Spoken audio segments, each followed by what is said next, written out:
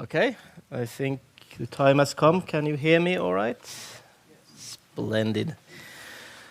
Thanks to all of you for coming on this rather grey and grim morning.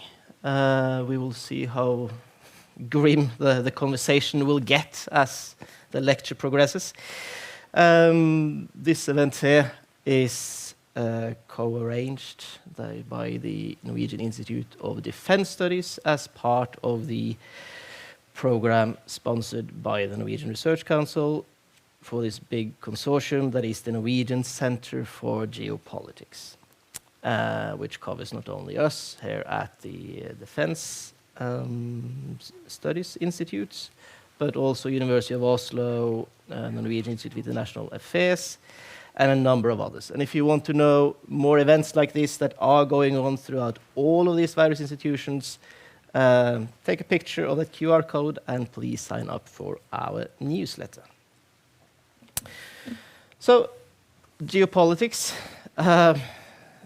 is really what our center is all about, and something that really goes to the heart of contemporary geopolitics is, of course, very much the rivalry between the United States and China, and in particularly how it may all come to a head in the Taiwan Straits. Of course, if you needed any reminder at all of the importance of key straits for the global economy, or the importance of military planning in order to shape the security environment, not only for the theater of war, but for the global security, we have a decent demonstration of that going on in Iran right now as we speak. But of course, as we will get into here, a superpower clash in the Taiwan Strait would be something that would put what is currently going on in the Hormuz completely in the shade, with large-scale consequences for all of us, also here in Norway. And crucial to this question is just how big those consequences will be, will of course depend very much on what actually happens in such a potential conflict. If it is more akin to some kind of quick victory, a quick win, this kind of Venezuela model that it seemed Trump had in mind when he started the war with Iran, or if we go into something far more similar to what we see currently going on in Iran, or for that matter, what Putin's lightning war in Ukraine actually turned out to be. How such a clash will play out will have immense consequences. It is not talked about enough, I believe. There is a lot of talk going on about the risk of a war, but not about how such a war may actually play out, which is really one of the single most important questions about such a struggle. And luckily, we have just the man here to enlighten us on this topic. He has just written a book literally spot on how the United States would fight China, the risks of pursuing a rapid victory, which could also have been written about the current US-Iran war with that subtitle, I believe. He is Franz-Stefan Gady, the author of this recent book. He is the founder and CEO of Gady Consulting. He is a consulting senior fellow for the International Institute of Strategic Studies, as well as an adjunct senior fellow of the Center for New American Security. And in this capacity, not only does he write books, he also works closely with American and a range of European militaries in order to better prepare them for the military future that is to come. So, without further ado, we are looking forward to some maybe grim news from you, Franz. Floor is yours. Thank you very much. Thank you.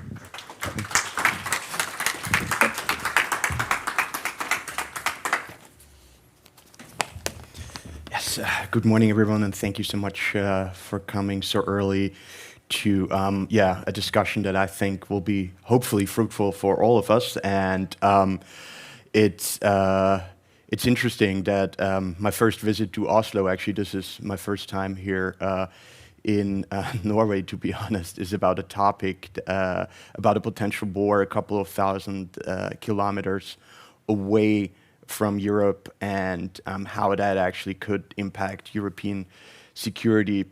For me, I find it quite fascinating to think about how actually in this globalized world, how the consequences of a military confrontation in East Asia are very much there when it comes to looking at the connection between European and Asian security architectures.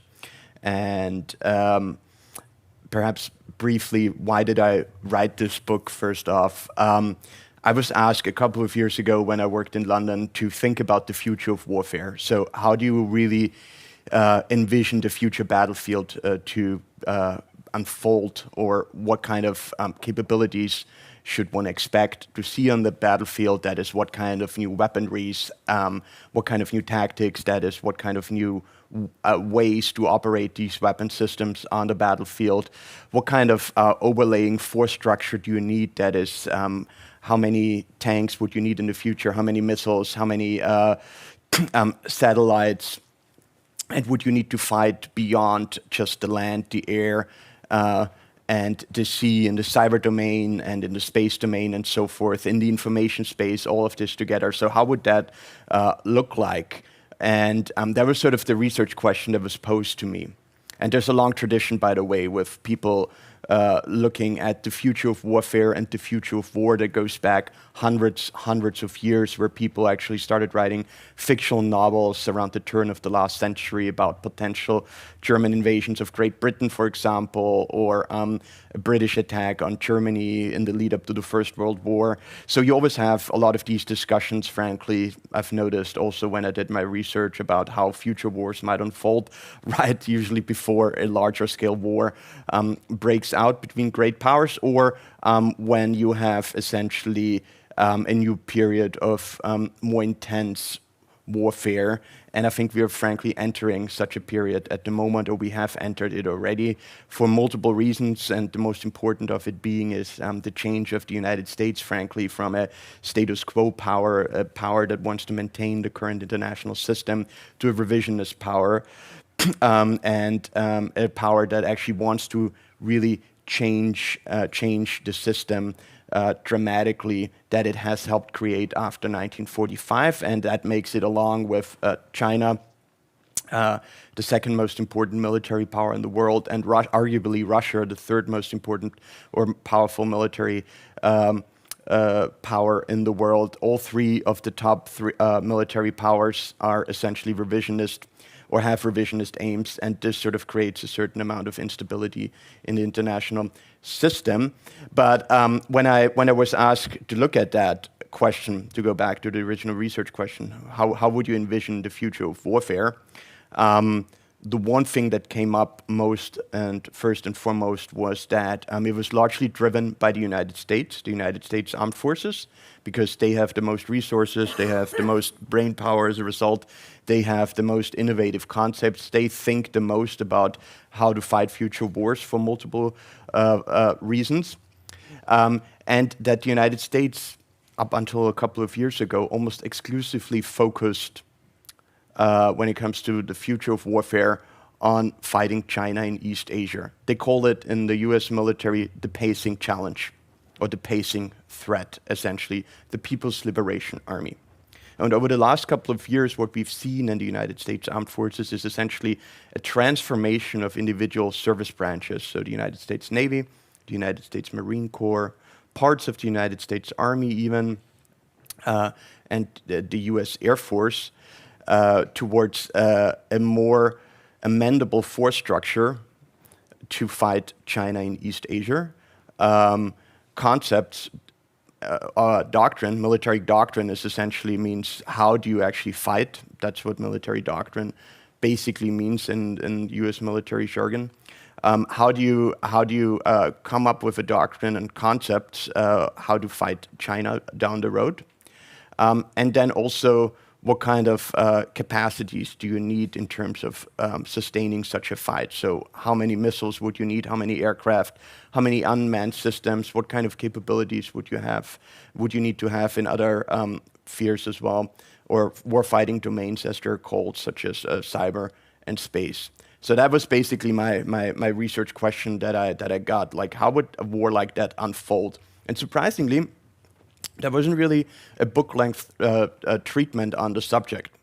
And so I thought, okay, I'm going to address this gap. And I'm, frankly, because I'm not a China specialist, I don't speak Mandarin, and I don't have access to primary sources in the People's Liberation Army to the degree that I have in the United States. I looked at it primarily through an American lens, to be honest. And I conducted interviews. I spent a lot of time in the United States. I spent time with the US Armed Forces as well, just to really get into this question and try to figure out how the United States is planning such a conflict. And again, the reason why I did that is not just because it has relevance for East Asia, it has relevance for the United States alone. What you need to understand is that the United States is the primus inter pares within NATO, and it is really the go-to country for any sort of discussion about future military power, military strength. It's sort of if the military field would be a huge open private market, the United States would sort of be the go-to company for anything. It would be sort of like the Apple when it comes to software and hardware of cell phones and so forth.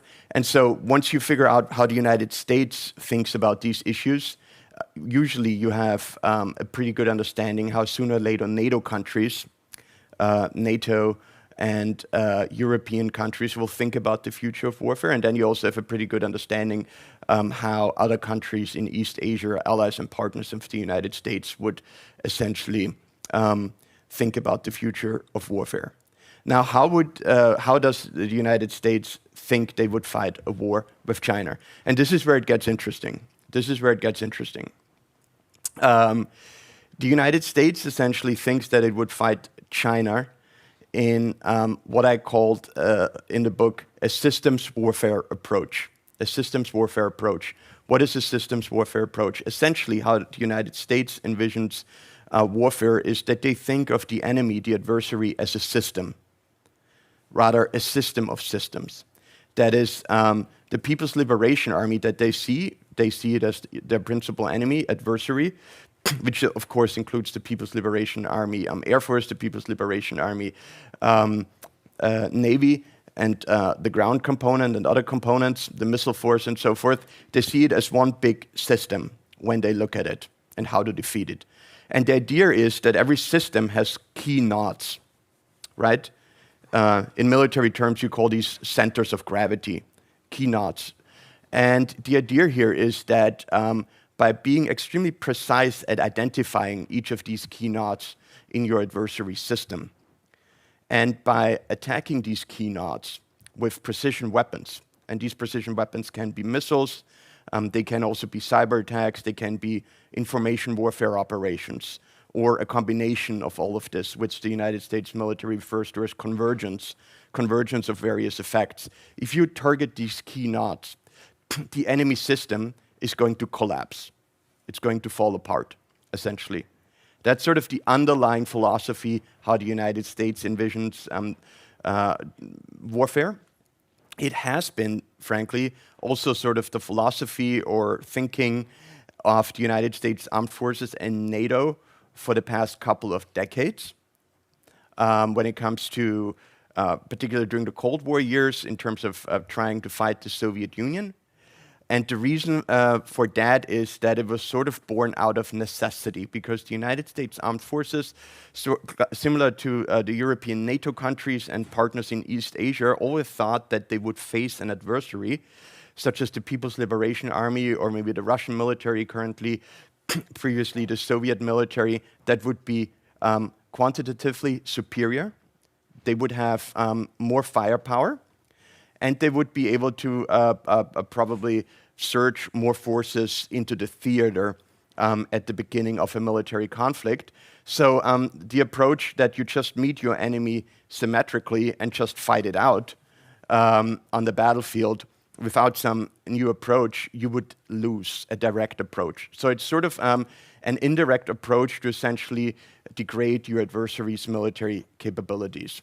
And that's essentially the key to understand how the United States would think through a war with China or envisions a military confrontation with China.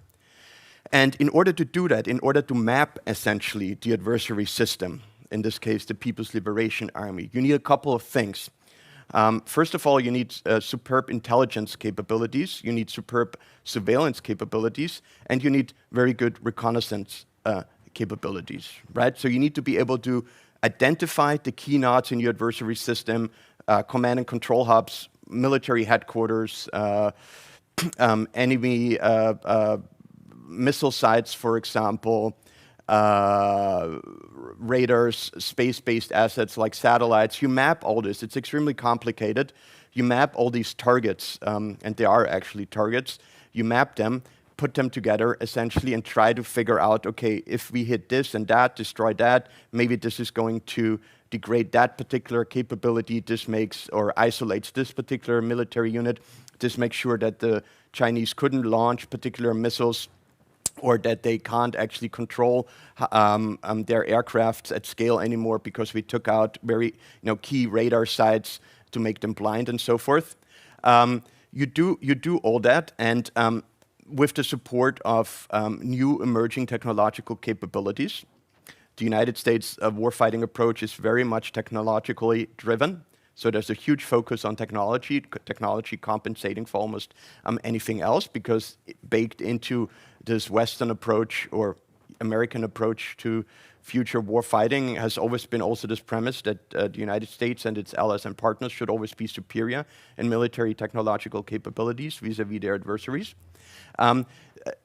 This is where artificial intelligence, for example, plays a huge role. Artificial intelligence helping map the adversary system by essentially looking at helping with identifying targets on satellite images, helping collect data in the electromagnetic spectrum, helping collect data in cyberspace, helping collect data in the space domain, putting all of this together essentially into a database, and then have AI-supported algorithms helping figure out to create a targeting map or targeting packages, target packages, so to speak. And you see something very similar in Iran, and we can talk about that maybe in more detail later, because what we see right now in Iran is essentially on a very small scale how such a war against China would unfold, with one huge and very, very important difference.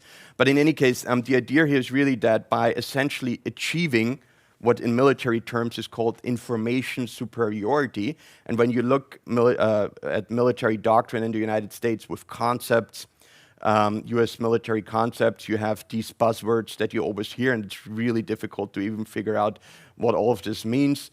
All this jargon, they call it information superiority, they call it cognitive superiority, cognitive dominance, or an information advantage and so forth. What they really mean by that is essentially that the basic premise of this warfighting approach, of this systems warfighting approach, is that you know more about the adversary than the adversary knows about you. You essentially know more about the adversary system than he knows about your own system. And that's the key, really, why you need superior ISR, intelligence, surveillance, and reconnaissance capabilities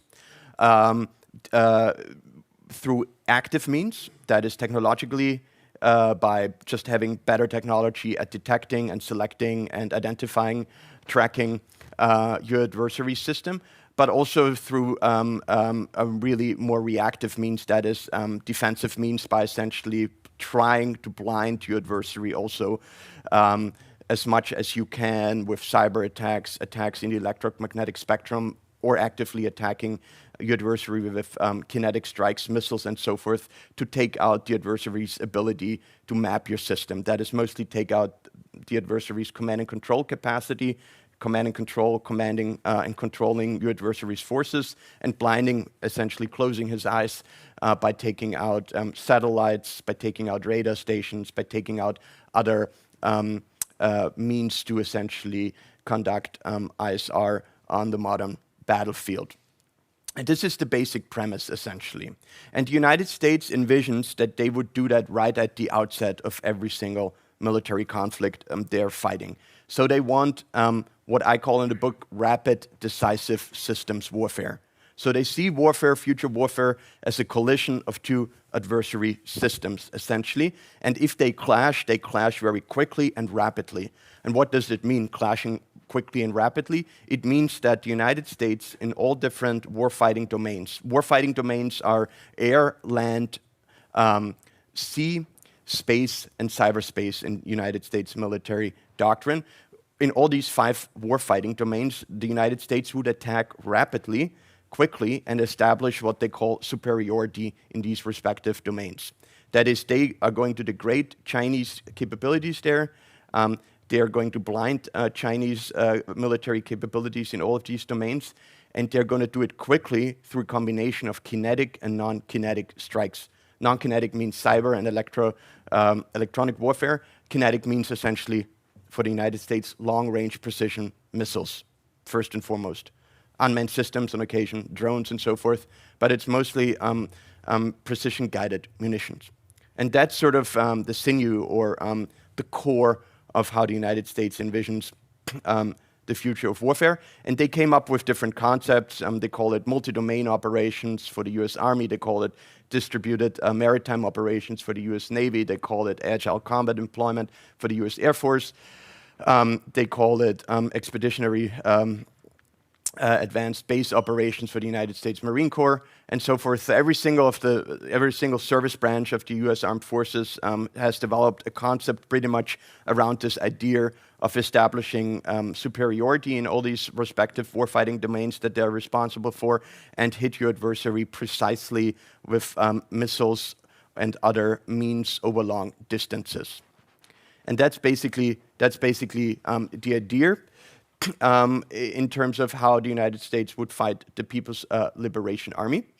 What's interesting is that the People's Liberation Army in turn has a concept to fight the US Armed Forces that sort of mirrors what the United States has been doing. They also have a systems warfare concept, which is a little bit different in terms of the relative importance they assign to different warfighting domains. They have a much larger focus on the information domain, so to speak, which they call just as important as nuclear weapons, for example, or the nuclear dimension of any conflict. But by and large, pretty much it's the same. They also envision a rapid initial clash of opposing systems. And I can't really emphasize that enough, how this would unfold. It would mean that thousands and thousands of missiles would be fired by both sides in the first 48 hours of such a conflict. It would really create a lot of carnage, destruction around Taiwan, on the first island chain in East Asia. And it would really overwhelm essentially both militaries, because it would be on a scale that we haven't really seen, not even seen in Ukraine over the last couple of years, where I spent a fair bit of time also since the outbreak of the war, because I also analyzed the Russian armed forces and see what lessons I can draw from that conflict for the future of warfare in general. But the issue is, and some of you who have noticed that maybe while watching what has been happening in Iran, is that there are a couple of major issues for the United States Armed Forces, but also for the Chinese military when it comes to this type of warfare. First off, what we are talking about here essentially is a concept that looks like or not a concept, a war-fighting strategy that sort of is really premised on one simple, very simple theory. That is essentially by striking your adversary faster, more precise, and with essentially more missiles, at some point there will be a breaking point where your adversary is going to give in and give up. I call it in the book strike as strategy. And there's really no data to back up that that's really how wars are actually decided. So it's really a strike or military approach at the low technical, tactical level, as it's called, in my opinion at least. There are different levels of warfare, right? You have the technical level, that's where you build your weapon systems and try to make it as effective as possible. You have the tactical level, where you essentially try to figure out how to move and deploy and maneuver that particular weapon system and its effect on the battle space. You have the operational level, where essentially you have you try to coordinate many different battles and try to achieve something in a military campaign. And then you have the strategic level, where you tie essentially your military means, ends, and to a broader political objective. And all of that together gives you a theory of victory, how to win a war. And the issue is that what I've just described in reality focuses really just on the technical level. That is, there's no linkage very often between the tactical and technical level, where you see the United States and Iran right now exceeding. They're destroying everything, right? They can hit launches, they can destroy missiles, they do everything, but it doesn't look like that Iran is about to give in at the moment, right?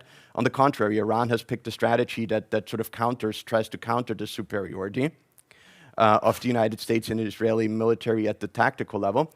And the major issue when I did research for this book is precisely that. It's really this inability to really link this superb military performance at the tactical and technical level towards an overall theory of success or a theory of victory, how the United States would actually win a war against China.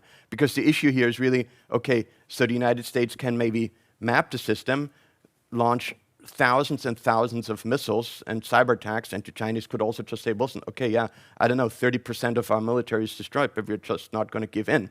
And as I said, there are limits to the comparison in Iran, because one major issue is that the United States, even before the outbreak of war against Iran, simply did not have enough missiles and munitions to actually hit all the targets that they think they would need to hit against the People's Liberation Army in a Taiwan contingency.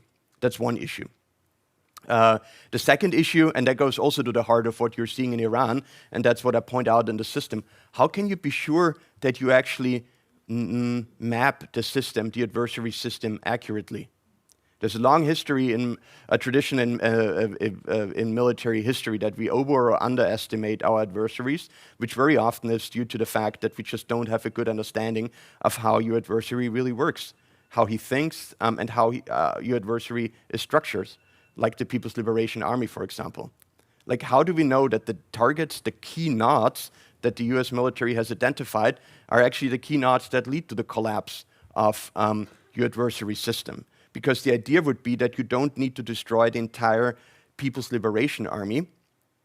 You don't need to, for the lack of a better word, kill and maim and destroy hundreds of thousands of lives. You just, by targeting key knots, the adversary system is going to collapse, essentially, because it becomes leaderless, right? Because you can't navigate, you can't exercise command and control over your forces anymore. What do you do if that doesn't, if that doesn't work? There's no plan B, really. And that's also something that I found actually quite astounding when I did my research. But the issue is here, so first off, a lack of munitions. The second issue is inability maybe to map your adversary system. And the third, and that's the crucial difference, and that's specifically why I put the risk of pursuing a rapid victory as a subheader there, because who doesn't like a quick military victory? We all know Trump likes it, right? If you think about Venezuela. The issue is that China, similar to Russia, is a nuclear power. And I think we live under the illusion, and I do think that's true to a certain degree for the United States political and military establishment, and they acknowledge as much, but also particularly for non-nuclear powers in Europe, that we can neatly separate conventional warfare, that is warfare that doesn't involve nuclear weapons, with warfare that involves nuclear weapons.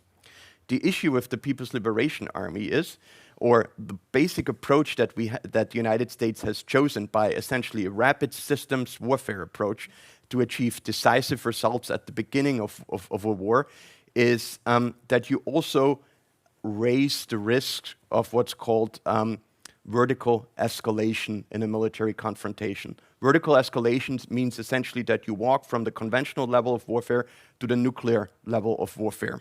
And how do you do that? Why is there an increase of that? First and foremost, the reason is that by essentially, if you are good at destroying your adversary's system and you give him such a massive shock at the outset of a military confrontation, you get into a situation what's called use or lose. That is, by attacking the People's Liberation Army, which, by the way, and there's a huge debate over that in the community, to what degree this is true or how intermingled it really is. The Chinese specifically have intermingled conventional military capabilities with nuclear military capabilities up to a point. They have certain dual capable systems. For example, the DF-21, a ballistic missile that can actually carry a nuclear warhead and a conventional warhead. And if you start a war against China, essentially what you have very quickly will also be a nuclear military crisis. Because you will sooner or later need to target capabilities of the People's Liberation Army that they also use for their nuclear deterrent, for their integrity, to preserve the integrity of their nuclear command and control capabilities in order to launch nuclear weapons. So any sort of conflict will automatically become nuclear in one way or the other. That doesn't mean that nuclear weapons will be launched, but nuclear will play a huge role behind any such military confrontation. And that's what you don't have in Iran. That's what you don't have in Iran. So it's a much easier problem for the United States Armed Forces. And you also don't have a paucity of precision-guided munitions. The United States would probably have enough, has enough precision-guided munitions to degrade and destroy the Iranian military and all its infrastructure. The issue, of course, is what are they going to do once the war is over, right? Because if you win in Iran and all of a sudden you don't have enough ammunition, which is going to take half a decade or a decade to replace for war with China, obviously your deterrence capabilities are going to be degraded. But the issue here is really the nuclear dimension that I try to highlight in the book. And by essentially trying to establish superiority in cyberspace, that is blinding your adversary's computer systems, for example, networks, by blinding the satellites in space, by hitting radar sites with precision-guided munitions, by essentially doing everything that is laid out in US military doctrine in the first couple of hours and days of a military confrontation, you actually raise the risks of vertical escalation massively. And that, to me, is something that I think is also, it is played out in certain war games. But what's interesting, for example, war games are often very separated between a nuclear war game and a conventional war game. And I participated in both. And I think it's much more important to merge the two, just to test this and give this also to political leaders in the United States, just to figure out what would we do in certain circumstances. Because it's sort of a damned if I do, damned if I don't approach. If the United States is successful at mapping the adversary system accurately and disaggregating the People's Liberation Army's military capabilities by essentially taking out command and control capabilities, it risks vertical escalation. And if it doesn't do that, it's not going to be decisive in the first couple of days. And what you see then is you're going to have a long, prolonged war of attrition.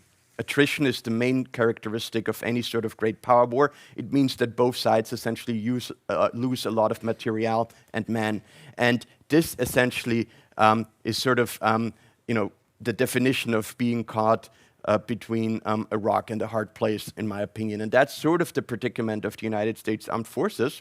But that, and then I'm going to stop, is sort of the predicament that we face within NATO here in Europe as well. Why? Because what I just described, this American approach to future warfare, is essentially how NATO envisions to fight a war against Russia as well.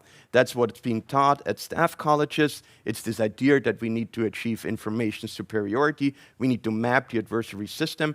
We need to strike the adversary with precision-guided munitions. We need to be sure that we are technologically superior. Always. Why? Because the adversary simply doesn't have has more tanks, usually has more troops, has more aircraft, more helicopters, more missiles than we do. So we need to be very precise at what we target. And this has been enshrined, by the way, in NATO's new warfighting concept, this idea, this approach from the United States, and I think it's going to stay. And I wrote I co-edited a different book specifically outlining that problem, but I do think it's an issue for our militaries that we need to think through very carefully what we do here down the line. So I think to conclude, the argument that I'm making in the book is essentially that if we want to fight, or if there's going to be a fight in East Asia against China, the People's Liberation Army, we need to be smart how to avoid, on the one hand, escalation, vertical escalation, and how, on the other hand, we can also fight to play to our strength, essentially.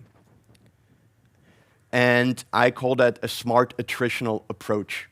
A smart attritional approach, it's like a clunky word, not perfectly happy with it, but the idea would really be we need to familiarize ourselves how to fight, essentially, against a great power, while at the same time doing everything to avoid vertical escalation of a military confrontation.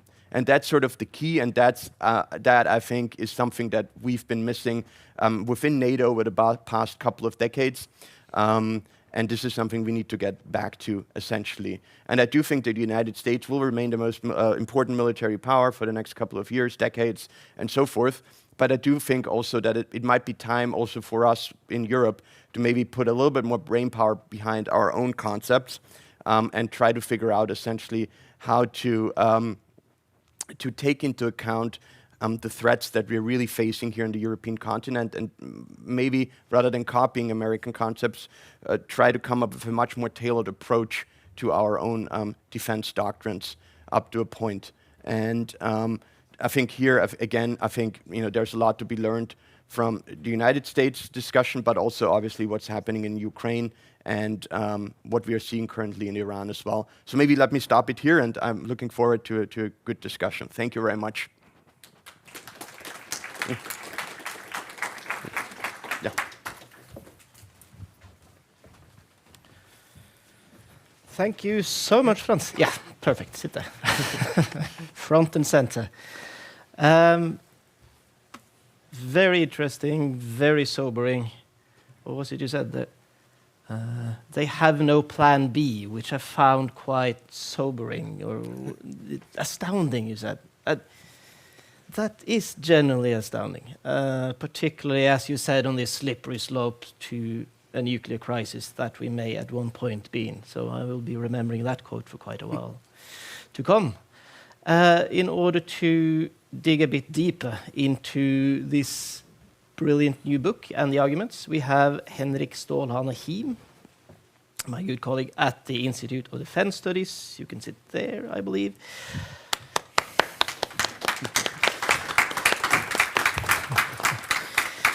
Henrik is professor at IFS and the Norwegian Defense University College, working on China nuclear weapons, and as of relatively recently, he is also the head of the Institute for Strategic Stability. Almost, yeah. Almost. Yeah. Strategic Studies program. It's very new. We just launched it, so yeah, that's okay. Of course, with a heavy focus on how nuclear arms will play into ongoing superpower competition. So we will have these two gentlemen with me discussing for about 20 20-25 minutes, after which we will open the floor for all of you to ask questions. And I would like to also recommend, when we have Franz here, that you feel very free to ask questions, not only about China, the United States over Taiwan, but Franz has also been spending a long time out on the front lines in Ukraine, doing research on how, as it was the future of warfare, drones, artificial intelligence, and so on, is currently playing out here in Europe. So feel very free to ask any questions along all of these topics. But for now, Henrik, want to start up? Thank you very much. Thanks for having me here. I think I want to start off by congratulating you on a very important book. It's a great read. I really recommend it. There's a lot in here for those of us who have a sort of nerdy interest in military concepts, and it mirror images in a sense. Like I have a great interest in the People's Liberation Army and their ways of war, their ways of thinking about the future of war. So I learned a lot about US concepts from reading this book. And just like you said, we'll get into that a bit further, I think. There is a lot of mirror imaging going on. Worryingly, I would say, the People's Liberation Army are thinking about the future of war in a way that is very similar to the US one. They call it system destructions warfare. It's a little bit of a different word, but it has a certain ominous sort of ring to it, being able to strike rapidly and collapse US systems. So there's that. But I also think the book offers a big sort of sobering message, that a premise of it is, of course, that a war between the United States and China is very much possible. And I think sitting in Norway, it's important to sort of realize that such a conflict would have enormous consequences for us too. There would, of course, be a terrible human toll, but a few years ago also, the head of our sovereign wealth fund said, they estimated that a war in the Taiwan Strait could knock 40% off the Norwegian sovereign wealth fund almost overnight. So, that would be the economic impact on it.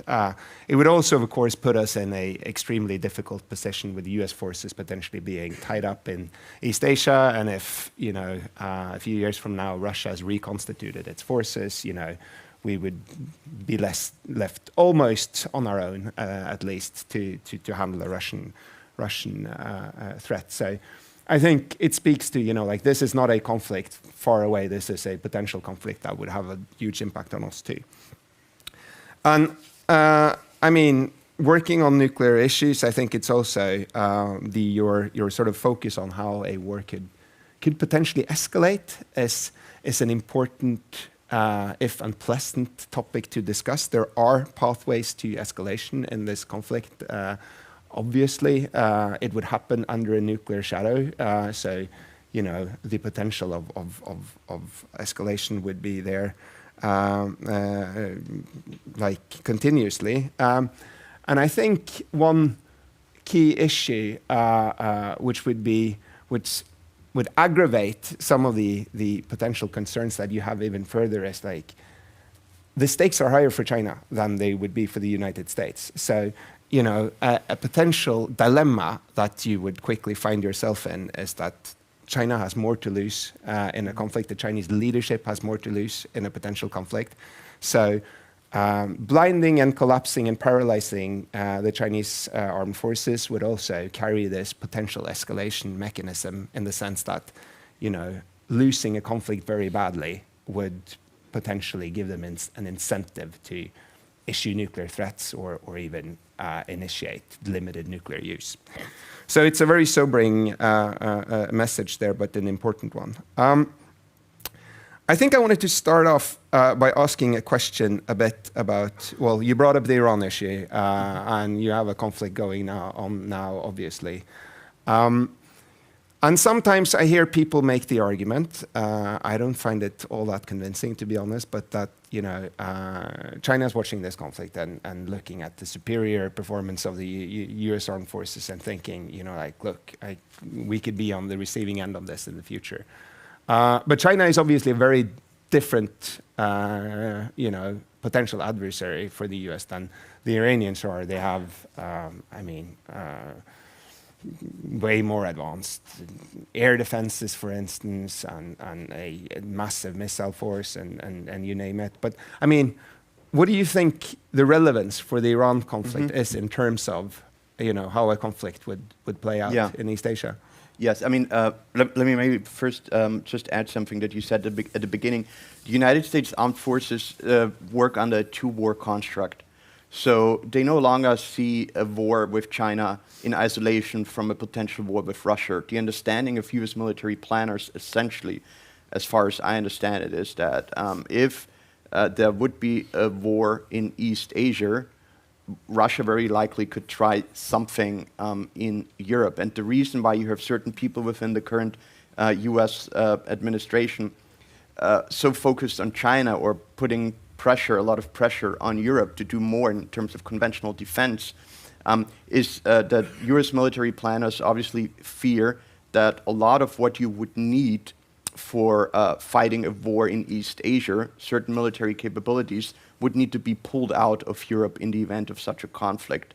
So my point is always, forget who sits in the White House in the United States. The issue here is one of structural limitations and capacity limitations of the United States Armed Forces, that no matter what a US president would say in terms of supporting Europe in the event of a major confrontation, for example, with Russia, it still would be fairly limited, because a lot of the stuff, specifically so-called strategic enablers, air refueling, so you can refuel planes up in the air, air defense systems. You've all heard about the Patriot system probably in Ukraine, satellites and so forth. All of that would actually be needed in East Asia, and the United States would withdraw a lot of this stuff from here. So I think you need to appreciate that there's a really strong military interlinkage between Asia and Europe, and an interlinkage between the European and Asian security architecture. That's just important to understand, and why this is just not something that will happen very far away. It will have direct consequences for us here in Europe. The second point is what you learn, regarding Chinese, the Chinese perspective on the war in Iran and what's going on there. I think you need to understand that Iran is a third-rate military power from a conventional military perspective. There was never any doubt that the United States and Israel, after the war back in summer of 2025, would be able to quickly degrade Iranian military capabilities. It is a litmus test, essentially, for what I dubbed the strike a strategy approach. That is, by essentially hitting all these targets in Iran right now, sooner or later the Iranian system is going to collapse. Let's see whether that's going to happen. If it doesn't happen, then I think the United States Armed Forces do have a huge problem when it comes to the People's Liberation Army, because, as I said, there's really no plan B what to do about it. And there's no plan B, frankly, because, as I said, you can't really tie this technical supremacy, essentially, of the United States Armed Forces into an overall political objective if you're not willing to engage in a certain amount of risk-taking. And risk-taking is really always a function of the will of your own nation, of your own military to fight. War is always a contest of wills, as Karl von Clausewitz would say, right? And what you described is essentially an imbalance in terms of wills. For the United States, the war in Iran is a war by choice. Even in East Asia, a war against China would be a war of choice by the United States. In many, many ways, to maintain its great power status in East Asia, essentially. But for Iran and for China, it would be much closer to a war or an existential military confrontation. So automatically you have like an imbalance, essentially, at that level. And by having this imbalance, what you have is essentially the issue of strategic choices that Iran, but also China, could take, or to see how they can essentially defeat US technical and tactical supremacy by essentially just prolonging the conflict and making it so prohibitively politically costly that sooner or later the United States would declare victory and just go home. So I think if the United States declares victory in the next couple of weeks, which I think it's more likely than not that they're going to do that, walk home, and Iran still is left standing as an independent nation, and the current Iranian regime, and as a consequence, the Iranian military is still in place, I think the People's Liberation Army, Xi Jinping, the Chinese Communist leadership, will actually think, okay, I think our approach might actually work in terms of just prolonging the military confrontation, even if the Americans hit us with thousands of missiles in the first 24 hours. So I think that's one issue. The second issue that I do need to point out is what's often perhaps less understood for those who are not focusing specifically on East Asia, is the tyranny of distances. Mm-hmm. The distances in the Pacific War theater are huge. The closest air base to Taiwan for the United States is Kadena Air Force Base in Okinawa. That's 625 kilometers. The major hub, Guam, is essentially 2,700 or something kilometers away from the Chinese mainland and Taiwan. The Taiwan Strait is 186 kilometers, essentially, at its narrowest spot, I think, if I remember that correctly. So you have this war unfolding over huge distances, and there you have some structural limitations already when it comes to US military power. I'll give you just one example of many. Mid-air refueling. In order to get a fighter jet from Guam to Taiwan, or to fight around Taiwan or attack the Chinese mainland, it needs to be refueled in mid-air 3 to 4 times. That goes for the F-35 that you've also heard a lot about in the war in Iran, for example, or the F-22. These are all specific fighter aircraft that the United States would be using heavily. And all of these airplanes would need to be refueled a couple of times in order to strike their targets. Now, the United States has a very limited amount, for a global superpower, a limited amount of these mid-air refueling planes. And they're really not well protected. So a Chinese strategy could just be, forget about everything else. What we're going to do, again, from a systems warfare perspective, these mid-air refueling planes are a key node of the American warfighting approach. We take those out, and you're going to see a massive degradation of US air power. And that's sort of how the stuff would work. These are the sorts of lessons that the Chinese would draw from the war in Iran, because the distance in the Middle East, they are still large, but they're much more narrower than they are in the East Asia theater of war. So I think these are the types of lessons that the the Chinese would see unfolding or try to collect from the ongoing military confrontation in Iran. So I personally think that even if there is this tremendous military success at the tactical level again, I don't think it would significantly deter the Chinese from doing anything. Rather, I think it would encourage their approach. I largely agree. Could I just really quickly jump in with just a tactical follow-up at a very tactical level? Just because whenever you open Norwegian newspapers these days, and most of them will get relatively deep into the so-called missile maths issue about what's going on currently in Iran. Not the least because for years now, as you very well know, we heard a lot from the United States that we cannot give too many missiles to Ukraine or indeed to countries border Russia, such as Norway, because we need to stockpile our missiles for a potential coming war with China that, as you say, would involve in the first 24, 48 hours thousands of missiles flying.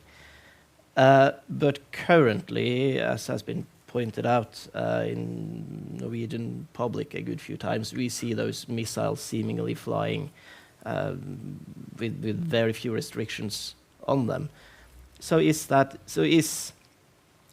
now going into the strategic lessons, operational lessons of the Iranian war, are there any tactical consequences when it comes to the simple but, as you say, the really important question of missile stockpiles? Yes. So you're talking about interceptors, and I think one of the key lessons here is that we massively have underinvested in adequate drone countermeasures, because the idea is really, and we see that in I just came back from Ukraine, I mean, the attack packages that's really the attacks that the Russians are conducting against critical Ukrainian infrastructure. It's a combination of ballistic missiles, most of the time combined with cruise missiles, but then hundreds, thousands of drones that can be launched all at once. And it's really about saturating your adversaries or the Ukrainian air defense systems. And I think what we've underestimated with the Iranians, and again, Iran is a very small case, is that they actually were capable of putting together these attack packages to saturate Gulf state air defenses, which are mostly American air defense systems that they bought. And the idea is really here that you create an asymmetry between the costs that it takes you to shoot down that particular drone or missile and what it costs to essentially launch the attack. And drones made attack a lot cheaper, and we haven't really found a good way just yet in the West, or at least within NATO countries, but also in the United States, to really take the lessons from the war in Ukraine to heart and more adequately or invest in cheaper and quantitatively larger drone air defense systems to avoid this saturation. And there's no single answer to this, and that's what I always point out about the Ukrainian defense system. It's a combination of many factors. They have interceptor drones that can take down attack drones. They have high-end mid-range air defense systems such as Patriot, but also Iris-T, that's a German system, other systems and so forth. They use a lot of helicopters to shoot down actually cruise missiles and drones in Ukraine. I spent some time with the air component of the Ukrainian army. It's a lot of helicopters that are just firing at drones and cruise missiles, aircraft that are shooting them down. It's a combination. It's an integrated defensive approach. And we're slowly waking up to that in Europe because, I mean, if there would be a general European war against Russia, be sure that Norway proper would also get hit by drones, because Russia has tens, hundreds, thousands of them, and they can unleash them to practically any country, and we don't really have enough of these defensive systems in place just yet. And I think the issue here is, though, that for any sort of high-end defense system that you need to shoot down ballistic missiles, for example, and the Chinese have the largest short-range ballistic missile stockpile in the world, you can't really use the same weapon systems that you use for shooting down drones, obviously, right? And here you have a massive issue in the US defense industry. They simply don't produce enough interceptors per year. And they've shot, what they used right now is hundreds of these, if not thousands of these interceptors that they can't really replace quickly. So we're going to have a real shortage over the next couple of years in terms of interceptors, that is missiles that can shoot down high-end ballistic missiles. And that's a danger. And so my point at the beginning of the war was, no matter how this ends, it's already going to weaken deterrence vis-a-vis China and Russia, just because there's no plan B again in place to quickly replenish all the missiles that are being used in the Middle East currently to shoot down Iranian missiles and drones. On escalation pathways, I mean, the whole key idea of this book, right, is that a war could escalate in ways that are, I mean, even catastrophic. And one question I had when reading this, and it's been debated quite a bit in sort of defense circles, is, can you fight this type of war that you're envisioning, or that you're talking about here, a rapid victory, and where you're trying to achieve rapid victory, without striking targets on the Chinese mainland for the United States, or say US bases in the region, or even US territory, such as Guam, for the United States? Because, I mean, obviously, striking the Chinese mainland could be perceived as very escalatory for the Chinese, whereas on the US side, striking a US base in Japan or Guam would be seen as escalatory too. I think that's a very important point, specifically now to the East Asia theater of military operations in such a war between the United States and China. And I think there's a discrepancy again between the military in the United States and the political leadership. So obviously, when you look at what kind of targets would need to be hit to implement this systems warfare approach, you would need to hit the Chinese mainland. Otherwise, you wouldn't have a decisive effect at the beginning. Of course, you can narrow it down and say, okay, we're going to defend Taiwan, and what we're going to do is we're going to sink any Chinese invasion fleet. We're going to destroy any aircrafts that are going entering Taiwan airspace. We're going to break any sort of blockade if the island gets blockaded, sealed off by the People's Liberation Army, Navy. But the issue here is, again, okay, so you do all of that, but what about if China doesn't give in? It doesn't get you to the end of a war. It doesn't get you, in military jargon, towards war termination on favorable grounds for your own side, essentially.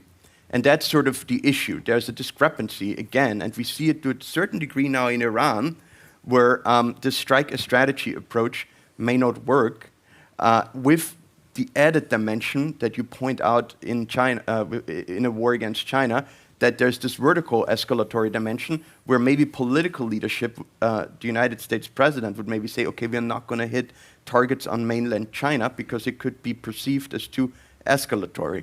And then what you have is a war that could last a very, very long time and be extremely indecisive, similar to what we are seeing in Ukraine. And that's a real danger. And the danger is here also, don't forget, the United States is the most important country in the world in terms of maintaining the current global system. And as I said at the beginning, it's a revisionist power under President Trump. It wants to change the system. But still, if you're pro-American, anti-American, that's just a pure power argument. If you weaken the most important country militarily, by essentially engaging in a year-long military war, in a military confrontation in East Asia, even if you succeed and secure Taiwan and destroy the People's Liberation Army, but you lose maybe half or two-thirds of your own military in doing so, you're going to have a massive problem in the world. Because all of a sudden, there are all these other actors that all of a sudden will try to take advantage of that situation. And that, again, is just a structural argument, a power argument, without focusing really on intent of all these individual countries. And that I think is going to be a huge challenge in all of that. I think further, to get a little bit into where you left off, I mean, you suggest sort of a smart attrition strategy, attrition being, you know, like a potentially more drawn-out conflict that could turn into at least a traditional attritional war would be a competition of industrial capacity potentially and of will also, who can sort of take the most pain. I think that's something you see, which, you know, like some people are starting to point out in Iran too, by the way, that the Iran conflict, it's also, you know, a contest or of resolve in a sense, and that the Iranians have an advantage in being able to bear more pain than the Americans are. That's the one major advantage that they have. Wouldn't that, again, getting back to the issue of stakes, be the case with the US? Isn't that a downside of an attritional approach that, again, I mean, China has greater stakes. It could see losing a war over Taiwan could mean the end of the Chinese Communist Party. And they have greater industrial capacity. Yes. I mean, I always say war is always a choice between bad and worse choices at the end of the day. And what I outline in my book is really sort of one approach that would prevent at least vertical escalation, but at the same time would give you a prolonged military confrontation in East Asia with uncertainty regarding the United States' will to actually conduct such a military operation over a long period of time. And I point that out in the book, where I say it's completely unclear what the United States public really wants regarding Taiwan, or whether it would actually be willing to fight such a fight. And for me, the most important thing, by the way, when it comes to military analysis, questions of war and peace, is to ask first-order questions. Because usually in history, the moment you forget first-order questions and you go into details and into very complex theories, you tend to focus. You tend to lose focus on the basics. And first-order questions are really the most crucial thing that you need to ask before going into any sort of military confrontations. And there are first-order questions. They're often confused with simple questions, or questions that perhaps make you sound dumb. But trust me, in history, I would say that the fear of sounding dumb has caused a lot more harm than asking a dumb question, so to speak. When you look at the historical record of how decisions about war and peace have been made. And my basic question essentially, when it comes to Taiwan and the United States fighting a war against Taiwan is why do you need to defend Taiwan? What's your core national interest that you're serving there as the United States? Does it make sense to actually sacrifice a huge percentage of your military in the defense of Taiwan? Does it make sense to sacrifice or to focus on a military problem that's so complex and difficult for your military, even though you are the most powerful military in the world, at the expense of all these other things that are happening? So I think first-order questions are really, really important to ask in this regard, because I do think at the end of the day, you're not going to get away from the asymmetry of resolve in this military confrontation. Again, that the war is going to be a war of choice for the United States, no matter how they cloak it and package it up to sell it to the American public, and for the and for Xi Jinping and the Chinese Communist Party, which I think is distinct from China as a whole, it's going to be a war, an existential war, essentially. And that's the difference. And no technology, no tactic can compensate for that, in my opinion, at least, yeah. I have lots of more questions, but I think it's time to open up. Time. Yeah. We got a perfect segue here. What did you, throughout history, the fear of asking dumb questions has caused a lot more harm than not asking questions. On that note, thank you very much for a really interesting and I think sobering talk and discussion. So if I could open up with following up on the stupid question, why Taiwan should be important for the US. And I think we've heard all morning now arguments against going into war with China over Taiwan for the US for a number of reasons, not least what they've learned now in Iran. Wouldn't Xi Jinping see this as a great opportunity to strike earlier rather than later? I mean, we've heard the US has speculated that maybe 2027 might be a point where the Chinese military, where the People's Liberation Army might be ready for an invasion.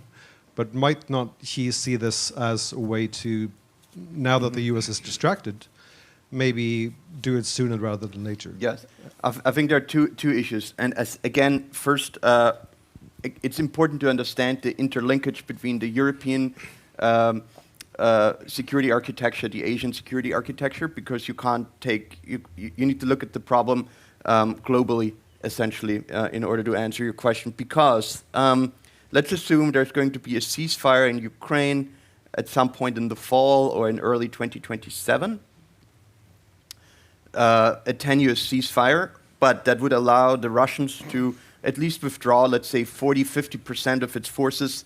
They currently have around 700,000, 720, 30,000 troops in Ukraine currently. They can maybe pull out maybe half of that in the event of a ceasefire. And after that, they can train maybe for 2 to 3 years, reconstitute its forces. What you read in the papers often, by the way, when it comes to Russian force reconstitution, people think, oh, well, they need to build new missiles, tanks, and so forth, artillery. No, that's not really how you measure force reconstitution. It's mostly about how quickly you can train Russian forces again for large-scale combat operations against NATO, because Russia, again, would also fight differently against NATO than it would fight Ukraine in the future even. So 2 different wars, by the way. So if you say that, okay, we have that in 2027, and then it maybe takes the Russians maybe 2 years to reconstitute that, is adequately train its forces, because that's a huge deficit of the Russian forces currently in Ukraine. You had a window of 2029 or so, 2030. And if you look at China now, the People's Liberation Army, there are currently a lot of purges. Obviously, Xi Jinping is very much concerned about the performance of the Russian military in the first year of the war. And you usually don't know how well your military performs, by the way, until the first shot is fired. So this is not unusual that you don't know much about how your military performs in military conflict, by the way, right? That's very usual. So you try to diminish the surprise level because you will be surprised in one way or the other. And Xi Jinping is working hard on that, but he just purges military reforms and so forth. I mean, the issue with the Chinese is that they haven't fought a war since 1979. There's a lot of stovepiping going on. The bureaucracy that is really very difficult to navigate. And this concept of integrating different capabilities, what's called jointness, that's sort of also the key of the American warfighting approach. It's very difficult for the People's Liberation Army, lack of coordination. And amphibious operations are very difficult, so an attack on Taiwan, all of this makes it for a very complex military operation in East Asia. But let's assume that the People's Liberation Army is going to improve also over the next couple of years. And then you probably converge on a timeline around 2029, even with the People's Liberation Army in 2030. And if you have that, and there are always two sides to any military confrontation, if you say, okay, that's probably what the Chinese and the Russians would be ready for military confrontation in 2028, 2029 maybe. By the way, we haven't seen any preparation that the Chinese are really doing that. It would take a lot of months, and we would see a lot happening if they would go to a war footing. But as we've seen in Ukraine also, that doesn't mean that we would just choose to ignore it. Because really, ultimately it's up to the policymakers to interpret that. At the same time, with the war in Iran and NATO's rearmament programs not really fully kicking in for at least until the middle of the 2030s or early 2030s, you have a very critical time window, I would say, from 2029 to maybe 2031 or so. Maybe 32. I mean, that's now really, a little bit of speculation as well, where I think Russian and Chinese military power, in relative terms, would be in the best position vis-a-vis European NATO countries and the United States military to actually conduct military operations and try something. So I think we are entering a more dangerous period over the next couple of years, and the war in Iran hasn't really helped that. I think it pushed the timeline a little bit more forward, because whatever you hear in the public, I'm absolutely certain that the United States, to fight this war in Iran, has to go into stockpiles, weapon stockpiles in Europe and in Asia. It's just not possible to do that alone with what the United States has in the Middle East, in my opinion. In this conflict that might come, is it so that what is a win for the US and what is a win for China? Because, of course, whether the US go into this conflict or not might be determined by what they see as a win. Do they need to invade China, or do they just need to protect Taiwan? So that's a question. Another question is space and satellites and communication. I don't have enough insight into that, but I wondered, in this day and age with satellite communication also being a part of the commercial and the economical structure of every nation and the global economy, how much of a mutual destruction thing, or mutual destruction field would that be? Is it just nuclear these days, or is actually the field in space, just as much a mutual destruction field for the interested parties here? I would like some insight into that, if possible. Yeah. And the last thing, maybe I see, China, whether they go to war or not. I saw that Chinese systems were in Venezuela and were taken out very easily by the Americans. A lot of Chinese systems are sort of mimicking, or have been mimicking Russian systems, being taken out in Russia, not being able to, air defense systems not functioning properly, stuff like that. So how is the risk assessment in the party? Because the Chinese Communist Party is first rule, I guess, is preserve the Chinese Communist Party. And how much would that risk play into going to an invasion and a war against the US over Taiwan? Thank you. Yes, so let me maybe do it backwards. So first off, yes, the Russian air defense systems were not effective because they were not online. There were a lot of them were in storage, they weren't switched on, and a lot of what you see in the media very often is confusion of confusing military proficiency with technical savviness, essentially, and that's not how you measure military power or military effectiveness at the end of the day, right? It's about how well you train these systems, how well you maintain these systems, how well you integrate these systems into an overall networked, layered defensive approach, essentially.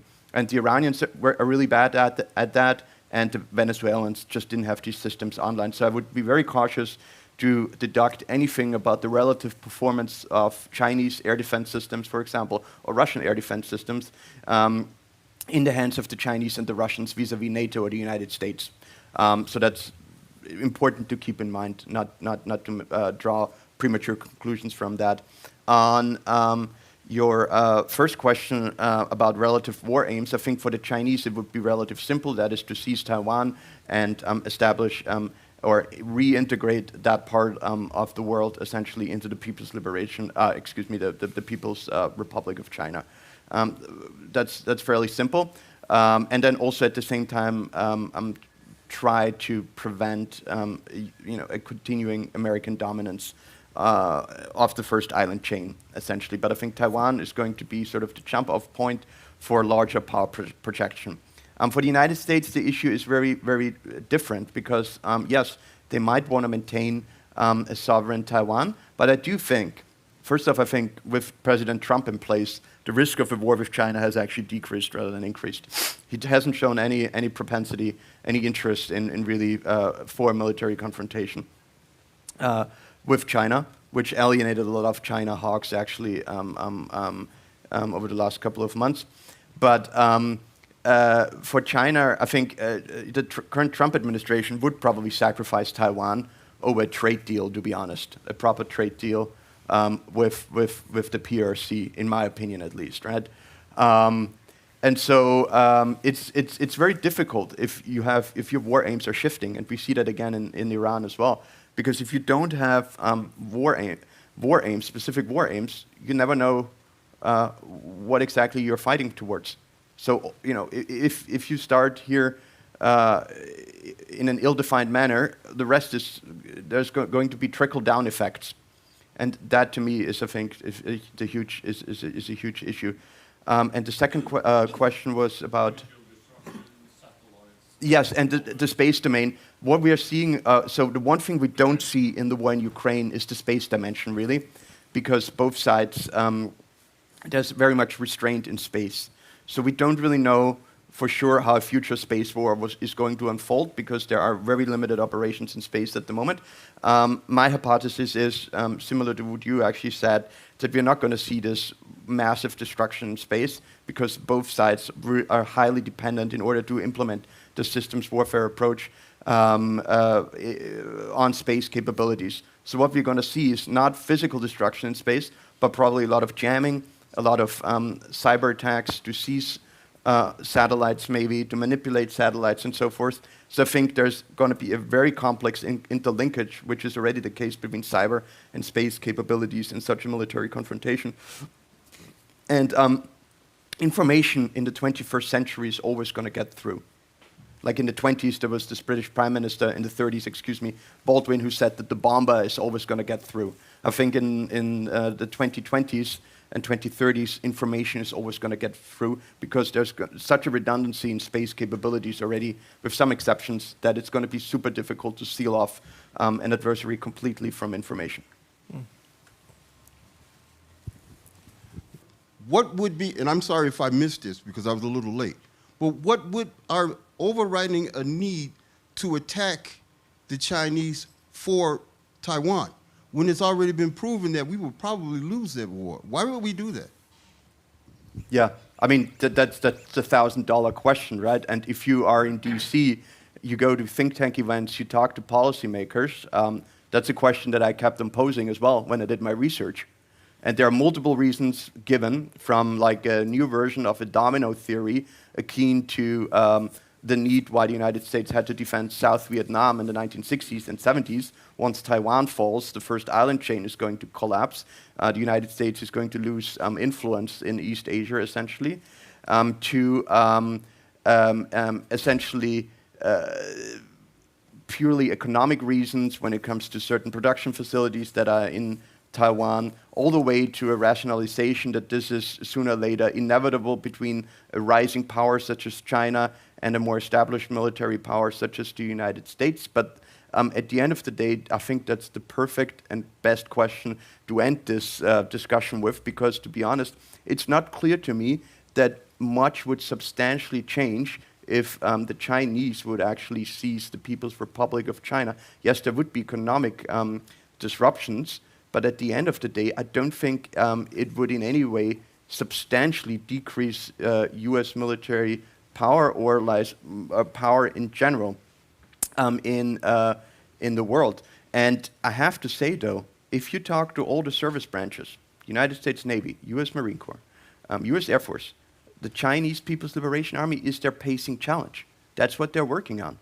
How to defeat the Chinese People's Liberation Army. Even the US Army, to a certain degree, which is much more European focused. So you have institutions that are really solely focused on trying to figure out how to defeat the People's Liberation Army. And I don't think that's automatically going to go away over the next couple of years. And I do think there's a tendency also, and I wouldn't call it a self-fulfilling prophecy, but it's obviously a danger in all of this. And it goes back to asking first-order questions. Why would we do this to begin with? And to be honest, in my opinion, I haven't gotten a good answer to that simple question yet. Thanks to all of you asking on that very simple but very important question, something for you all to ponder, as the answer to that will shape a lot of how the world will look like over the next 5 to 10 years. Thank you so much, Franz. Thank you, Henrik, and thank you to all of you for coming here. Have a good day.